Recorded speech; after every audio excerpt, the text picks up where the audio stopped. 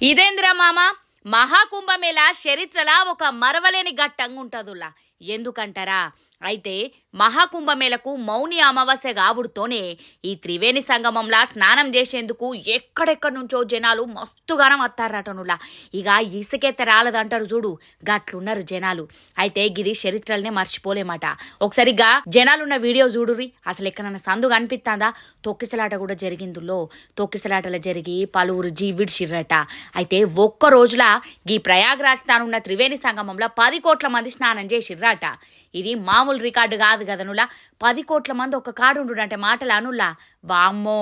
అది కనుల పండుగ అని చెప్పొచ్చు అయితే మరి ఎందుకు ఈ కుంభమేళకు ఇంతగానం జనాలు వస్తారు పక్క దేశ పొంటోళ్ళు కూడా వస్తారటనులా ఎందుకంటే ఈ మేళ అనేది 144 సంవత్సరాలకు ఒక్కపారే జరుగుతుంది అన్నట్టు అంటే ఒక మనిషి తన జీవితంలో ఒక్కసారే చూస్తాడు ఇక మళ్ళొకసారి చూద్దామంటే మనం ఇంకో జన్మ పుట్టాలి అది ఉంటుందో లేదో కూడా తెలియదు అందుకే అందరూ కూడా కుంభమేళకు వస్తారు మంచిగా దర్శనం చేసుకుంటారు పుణ్యస్నానాలు చేస్తారు పోతారు అందరికీ కూడా దర్శనం మంచిగా కావాలని మొక్కుకుందాం మనం కూడా వీడియోలలో చూస్తూనే ఉన్నాం అక్కడ ఎట్లా జరుగుతుందో ఏందో అనేది ఏమంటారులా